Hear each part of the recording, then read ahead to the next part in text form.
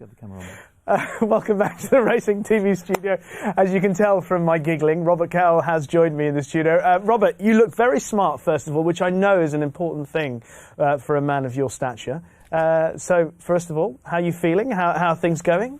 Good morning. Well, my daughter and my wife said to me yesterday, make sure you dress smart, because I don't think I do often, and they think I look like a taxi driver most of the time. So I made a little bit of an effort, a little bit of a pink number going on with some cufflinks, which was quite nice. I'm glad you just didn't wear green, because that would have been quite awkward in this studio. It would have been, judging by what I see around me. Now, interestingly enough, this is your 25th year with the training horses. Really? Yeah. Gosh. Yeah, time does fly. Yeah, we are sort of moving up towards the sort of senior ranks now, unfortunately. That's particularly interesting because, in fairness to you, it doesn't appear that you've been around for that long, you know, and you obviously have retained your youthful looks. Thank you. You don't look so bad yourself. Thank you. What's this mutual admiration society? 30 winners for the season so far, yeah, equaling what you did last year. How would you describe how 2021 has gone? It's been, we have a lot less horses. It's very competitive out there. There's a lot of new trainers coming through the ranks. There's quite a few that everyone would have noticed this year in particular, and those that are doing really, really well. And I think the whole thing is becoming more and more competitive. And we have less horses, but I've got to say, in fairness to the yard and all the lads that work within our setup, they've done a marvellous job to get the amount of winners that we've put on the board so far. And they work tirelessly, like I'm sure most staff do. But yeah, it's been a bit more of a struggle this year, but I feel we've done well, reasonably well. Yeah. Well, I might reverse things, because originally I was going to talk to you about the horses and then move on to maybe some interesting topics. But given what you're saying about how difficult things are, how more competitive things are, with your 25 years of experience as a trainer, perhaps you can give us a bit of insight into how things have changed, into how they have become more difficult and what aspects are tough. I think social media is something that we've had to learn about for us middle-aged guys now. The youngsters that came in immediately went into social media, and I think that spread the word a lot quicker for them. Yeah. It's been a little harder for us. It's harder to, although we may be reasonably well established, you still have to be as busy as those younger chaps. You've got to be as busy as them, if not busier, to try and put your name forward as well. So we've done a lot on our social media, and thanks to some guys that work for us that have done an amazing job to put us on, on Twitter and on all the little outlets that there are. But I think that's very important, and you've got to be everywhere you can. There's a lot of trainers, there's a lot of owners, but it's harder to get them, and it's more competitive. You know what? In a way, it's probably good for racing. Yeah. Well, ultimately, you hope that that's the case. Yeah. You've been at the Book One sales this last week, been at Tats. I mean, how difficult is it to get your hands, therefore, because of that competitive nature of things, on the horses that you would like to? Well, Tats, I was kind of there just watching and observing. I hope I'll be a little bit busy. So that was sort of Book One. So it was a little bit out of my league, I'm afraid. Book Two, which is coming up tomorrow, and Book Three, hopefully I've got a few clients that are interested in horses, so we'll be scouring the books for something. But Book One was particularly difficult, but trade was good. Fantastic for the agents, fantastic for the consigners, the vendors, and those that are purchasing. They've got the dream alive, and racing is evidently still in a pretty healthy place. It seems so, judging by the average at the sales once again. Absolutely. And in terms of your ownership, Robert, obviously you've trained for a vast number of different types of owners. You're going to say years again, a vast number of years ago. Stop that. Let's not talk years anymore. No. We've both been around for a long time. But the demographic of your ownership, has that changed much over the 25 years? Has it had to change much over the 25 years? I think obviously syndicates are important, which is something we'll probably get on in a little bit. But I mean, I'm very lucky to have had Tom Morley over the years, who's been an absolute. He's been instrumental in the sort of horses I've been buying, and he's been so loyal, which is absolutely brilliant. Yeah. And he's between the two of us. I'd say he's been there probably for 22 of the 25 years. Yeah. But syndicates going forward are the way to go, as prize money as it is. You know, one man paying all the bills probably isn't really the way forwards with the way prize money is at the moment. And until that increases, I think those syndicates like your Midland Park Racing and your Nick Bradleys, etc., have done really, really well. And I think that's the way forward. And everybody gets a little piece of the pie, and they all feel like they're very, very much involved. Yeah, with your international experience as well, I know that you've travelled the world in the sport of racing. Do you feel that we're a bit behind other nations when it comes to syndicates, but if we can catch up, then it will allow for a bit more of a healthy outlook? Absolutely, absolutely. I think the more people we get involved, the potential of those 50 to 60 in one particular horse, one or two might branch out on their own and have their own horses. So we need to get as many in as possible. Yeah.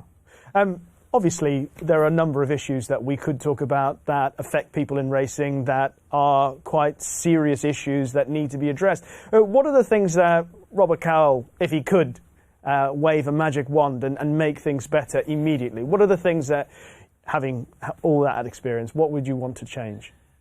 Obviously, the old argument of prize money. It would be amazing if we could just, everyone, all the different facets just get together and just be a bit more friendly. We've got an amazing product. We've got the best horses in the world, the best pedigrees in the world over here. People love watching English racing. The product is there. Yeah. Why don't we just all get on and just thrash something out? It just goes on and on and on, doesn't it? I mean, every single week there's someone saying, what are we going to do about it? Why don't they just do something? Why doesn't someone do something about it? You know, there's a lot of talk, isn't there? There is a lot of talk and there's no action. That's one thing. The other thing I'd quite like to see, I'd like to see a dark day like they have in America. I'd like to see one rest day, perhaps on a Monday or a Tuesday, just a day when more so for the staff than anybody that can just recharge the batteries, have no racing, there's no pressure, there's no, you can think about having a day off and you can actually do something quite productive. Yeah. So a day off would be wonderful for the industry, I think.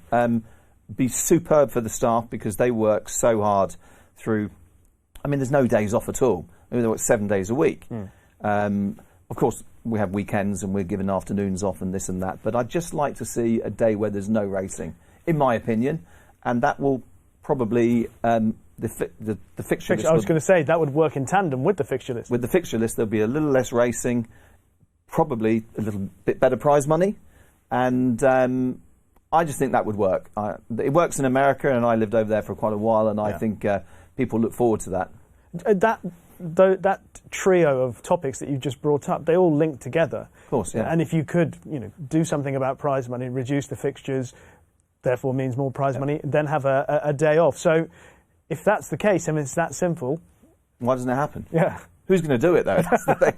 Well, me and you. Different facets. That ultimately is it. I mean, this is it. You've obviously been involved with the National Trainers Federation, etc. You've had discussions. I'm sure you've been, there's so much that have, or so many different factors in racing that have a say that makes it hard. Would that be your experience? Your thoughts? I think there's too many individuals. There's too many parties that they've all got different. They all aspire to something different, and I don't think anybody therefore can have a.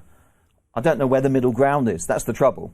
But I think if someone were to find the middle ground, we could just get everybody together in an afternoon, get them all in together, and let's just thrash it out and do something. There's just too much talk and there's no action. I just feel like racing could become a lot better very quickly if we were able to do something.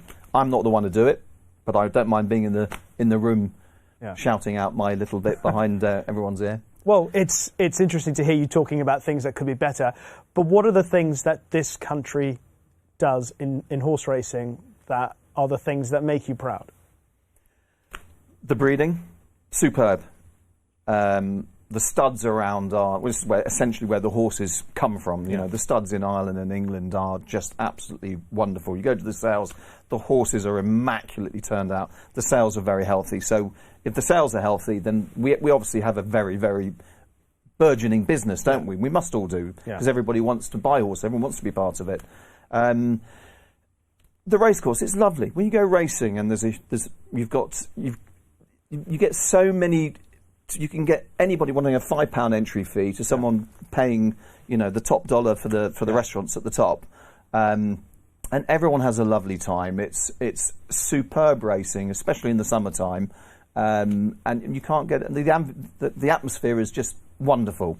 It's as good as anywhere, really. The racing atmosphere, like your Goodwoods and your Ascots and your Newmarkets. I just bring those up as an example, but they are amazing festivals. Yeah. So we do a lot of things right there. You've done a lot right in your career, and the list of good horses that you've trained is long and distinguished, but they are all sprinters. I look back at all the big races that you've won. There was a 7 furlong horse, I think, wasn't there? Was there 7 furlong horse? Is that an intermediate distance for you? That's a distance horse. But I look back at all the big races, all the pattern races that you've won, and they're all under a mile, 7 furlongs or less. Is that by design or accident? Do you know, I was thinking about this last night, and actually it's by design, but partly by accident. And again, harping back to Tom Morley, when we first decided we need to go out and buy ourselves a good horse, we realised that the bigger outfits were selling the colts that were now geldings, that didn't get a mile, and they didn't really want sprinters in the yard because they were wanting to win the guineas and the derbies, etc., etc. So we saw a little loophole there that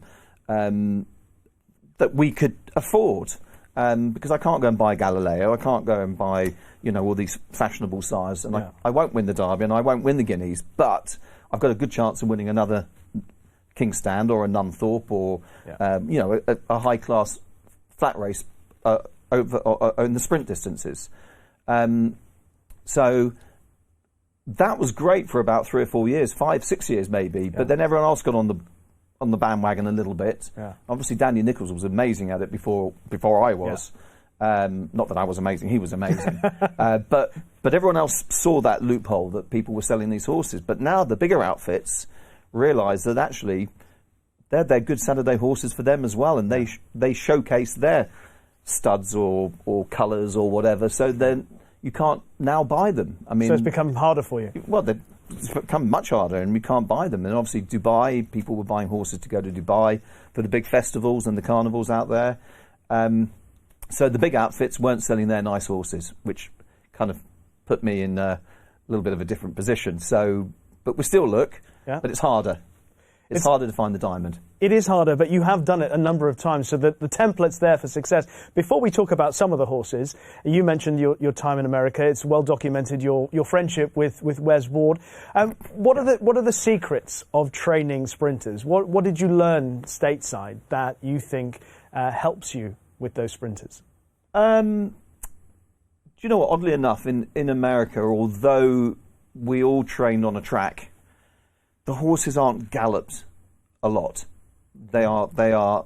Every trainer has a training schedule, and you'd look at the horse and you'd go, right, this is a bit light. We don't need to gallop this on Tuesday. Let's wait another 5 days and see if it can put on a few more kilos.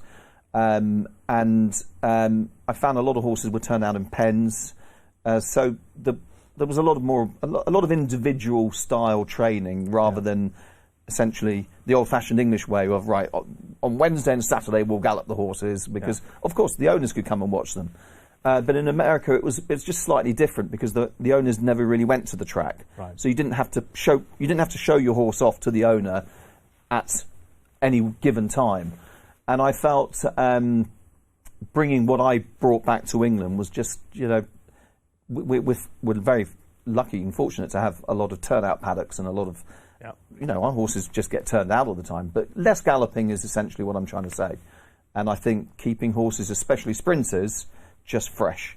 And when they go to the track, they're just going to want to run like mad, aren't they? That sounds like my sort of training regime. Yeah. Light exercise and fresh. Light exercise and fresh. And, that surely could only do one thing for your head as well. Keep you positive. Keeps you positive and keeps you wanting to do it. So, it's worked. It's worked. It has. Why don't we pick up with perhaps one of the early stars, Prohibit? I know Jim Crowley tweeted last night saying, please don't forget me. I set you on your path to greatness. Obviously, he won the Kingstand. I remember being at Ascot that day, and I remember seeing your reaction in the paddock. It was tearful. It was tearful. I'm not crying, by the way, but I know what you're saying.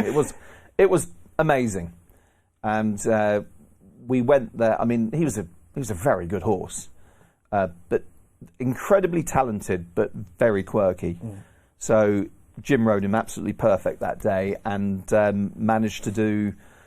You know, he'd lost a few races, not Jim, but the horse had lost a few races he should have won just by being a quirky character. But my goodness, he was talented. I mean, he was very, very good. When you say talented, just very fast, or had the ability? Just the ability to beat anything. But quirky, had to be in the right place at the right time and not hit the front too soon, and all those sort of little things. You know, He was so talented, he'd get to the front and just pull himself up. But we knew he had even another gear. But that was just, you had to produce him exactly the right time. And Jim was superb on him at Ascot, absolutely brilliant. That was his first Group 1 winner, by the way, Jim. It was indeed. Yeah. And you spoke about the fact that you're not going to win, because of the horses that you deal in, you're not going to win a Derby, you're not going to win a Guineas. But a King's Stand at Royal Ascot, which is a big deal. Yeah. What was the experience, the memories like of doing that? Amazing. I mean, it was truly quite something. Something I'll never ever forget is, any winner at Royal Ascot is superb. Yeah. Of course, it doesn't matter what it is. But that was just particularly special because it was our first Group 1 winner, Tom Morley's first Group 1 winner, and also involved in the horse was Khalifa Dasmal, and the Pennies and the Rixes, and we're all small time people mixing it with the big lads, and it was outstanding. Yeah, it was fun in the car park afterwards, I must say. How long were you in the car park for? Quite a while. It was quite a while, maybe till the next day, I think. But that was superb. Really, really good. It wasn't. You didn't stay in the car park till 2015, did you? Because if you did, you'd have been back for another King's Stand. Yeah. Gold Ream. Yeah. Again, he was. Now that horse was just incredibly quick. He just could burn anything off. Just very different to Prohibit, who was way more talented. Yeah. Even though Gold Ream won the King's Stand than the Abbey. But he was just absolutely, just so quick. Yeah. But both these horses had amazing pedigrees as well. Right. And that does help a lot. Interesting. And they both were very, very, very good, very good pedigrees, both by Oasis Stream also. So when sourcing these horses, how much, you mentioned Tom, who clearly, and I said it on air a couple of times about the strike rate of purchases that turn into or improve, horses that improve when you get hold of them. Tom's put, who runs that, or how do you divvy up the responsibility for the horses that you purchase? So we have a system. So we'll look through the whole. This is the secret. Is Tom going to be happy that you're giving this away? Well, actually, I'm going to give him a lot more credit than I'm going to give myself. But he's extremely good on form, and he watches everything. So we will, between us, we will get a short list of horses. He'll look at mine and I'll look at his, and we'll scrub off what we individually don't like. Right. And that'll give her an even shorter short list. And from that short list, I'll then go to the sales and tell him what I like or what I don't like at the sales. Right. And I do my little thing there. And so whatever I take off is then finally the minuscule list that we're actually really interested in. Okay. And it might be anywhere between 4 or 5 to 10, 15 horses. Yeah. But we know that those are the ones we've identified as what we really think we can improve or have fun with. Depends on the budget.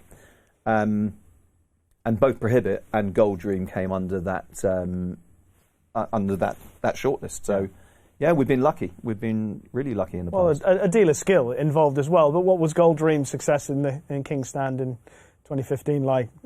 I guess a different feeling. Well, we knew where to go. We knew where the winner's circle was. We knew where to go to get the champagne afterwards. We'd been there and done it. So it was brilliant. Again, it's to do it again. I would love to win that race another time. What is it about it? I suppose it's because I had so much fun the first time I won it. Yeah. I want to keep repeating that. It just really does it for me. It really gets me going. It really ticks the boxes for me. I just love it. I think it's brilliant. How different was the experience of winning the Abbey? Slightly different. Again, it's a Group 1. It's French champagne, brilliant. I guess. Yeah, it's very good. They do very good champagne at Royal Ascot, to be fair. No, the Abbey was amazing, and it was quite a good year for us anyway. And then to finish on that just really kind of it sealed the year for us, and I was pretty made up by that, to be fair, and that. But I'd love to win another King's Stand. Yeah. I really would. Just something about it. Fantastic. I mean, obviously winning the King's Stand twice, the Abbey, and another of the marquee 5 furlong sprints with Jawala in the Nunthorpe.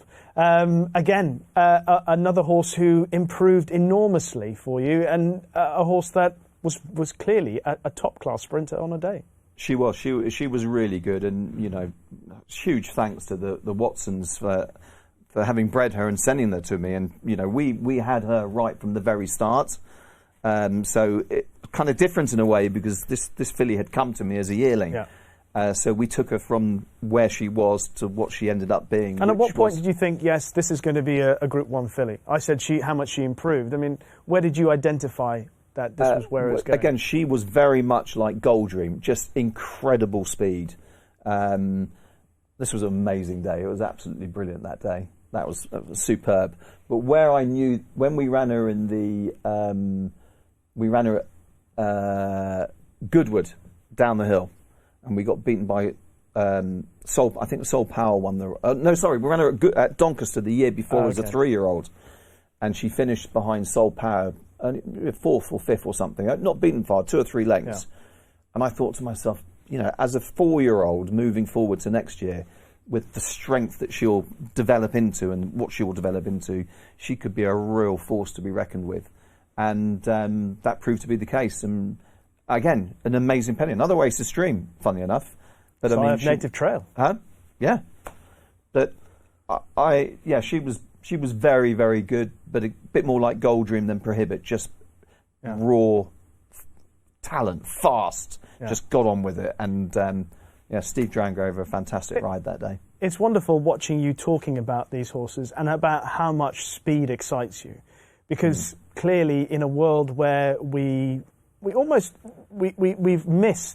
the horses being bred for stamina, there seems to be a bit of a stigma amongst the traditionalists that it's become too commercial, the whole emphasis on speed, etc., and early speed as well. It's nice to see someone so openly desiring and excited by a horse who's just fast out of the gates and gets the job done as quickly as possible. Yeah, it does excite me. And again, let's hark back to what we were saying earlier. It's a sort of horse I can afford to. Well, myself and my owners can afford to buy. We can't afford to buy a horse that's got the pedigree to win perhaps a Guineas, but certainly not anything further than that. Yeah. It's very difficult to buy those. Although you can. It's just not my gig. But yeah. I do love the speed, and I love. You can run them plenty of times as well. I think that's another thing. Doesn't take much out of them, does it? No, but also run them plenty of times, but keep them sweet. Absolutely. How do you do that? How do you keep them sweet? Well, I've got to tell you... Is it the lack of training that we were talking about earlier? Yeah, I've said this story a few times, but before Prohibit won the King's Stand back in 2000 and whenever it was, 11, it was a long time ago, many years ago. 10 years, yeah. 10 years ago. He had 6 weeks between races, and I galloped him once. Wow. In 6 weeks. And when I turned him out in the paddock, he used to gallop around the paddock 1,000,000 miles an hour for 1.5 minutes, 2 minutes. And then he'd just put his head down and eat grass or whatever he wanted to do. But you could tell just by turning him out what sort of frame of mind he was in. Right. And, running around for 2 minutes, flat out, I mean, literally, he was quick. Yeah. So running around for 2 minutes kept up his fitness to some extent, doesn't it? You were never worried going into the King's Stand that you'd not done enough with him? No. Because he looked amazing. I knew he was absolutely bursting at the seams.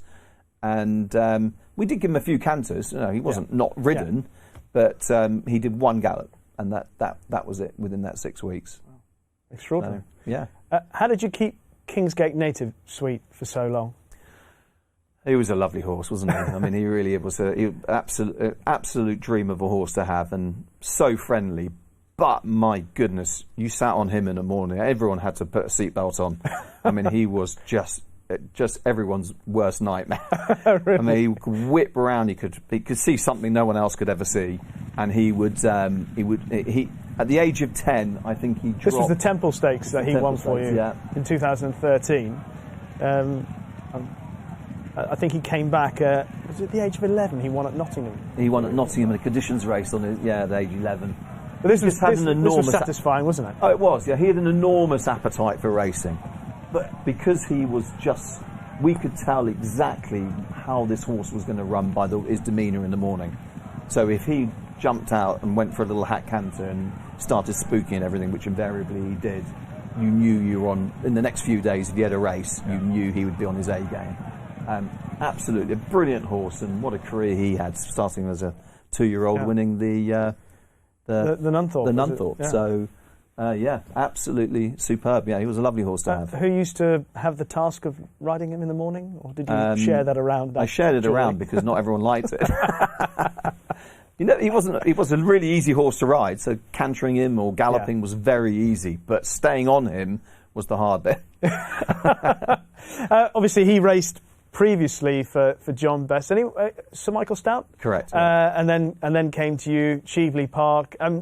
Those are names, obviously, that you're very familiar with in terms of the tradition, the history of the sport. When you have the option of training for someone like Cheveley Park, what's that responsibility like when they're part of the Robert Cowell fold? They make it very easy. It's obviously a big honour to train for the red and white colours. You know, they've been, steeped in history, aren't they? They've been going for such a long time and have won so much. They actually have their colours in our little tack room was quite a thrill. And to be sent a horse as good as Kingsgate native, it was a change of scenery. It wasn't anything more. But Chris Richardson he's just so easy to deal with, and if things don't go right, they don't go right. Yeah. They've been in the profession a long time, and it's very easy to train for people that totally understand what happens. And if you look at most statistics, 20% of the time it's amazing. Yeah. 80% of the time it's not ideal. Yeah. If I'm being honest. So, but yeah, it was great to have a horse like that. Really good. I wonder what would be the next pattern winner for you. Thought maybe Arecibo would have won a pattern race by now. I mean, he's come very close. Yeah. He won a couple of races at Newmarket earlier in the season and has run some magnificent races in defeat. I guess the King's Down would have been pretty painful. But he's clearly a horse that has done you proud this season. Probably a bit like Privet, isn't he? He's just very talented, quirky. Has to be ridden cold, and was ridden very cold that day at Ascot. This is at Newmarket earlier in the season. Yeah. He was dropping into handicaps this day. I mean, he won 2 handicaps in a row, but he was really well handicapped. He'd just been a bit probably naughty in the previous season, and he'd got himself quite nicely handicapped. But he was one that we were really keen to buy through myself and Tom. We were very keen to get him, and probably. If he came up for sale the year earlier, we'd have got him a year earlier. Would have been probably better, But like you said, he's run some great races in defeat. Yeah. Do you think he could potentially go to Dubai for you, or would he be? I would probably. He was third the other day in a listed race at Chantilly. He's probably had enough for certainly these shores for the winter. We could consider Dubai, but I don't know. I'd have to chat with Tom about it and see what he says. I'm not sure. I'm not certain. I think he probably wants a bit of cut in the ground, ideally. And anything that you think that you've got in the yard that could potentially win the King's Stand again one day?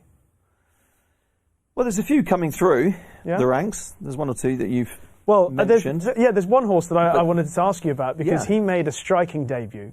A horse called Dynamic Force. He made a striking debut at Ayr.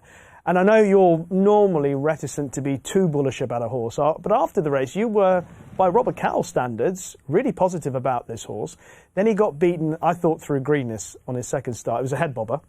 And quietly you took him abroad to have a go at pattern level in France again, where he led, and I'm not sure what happened there. Was it the ground or...?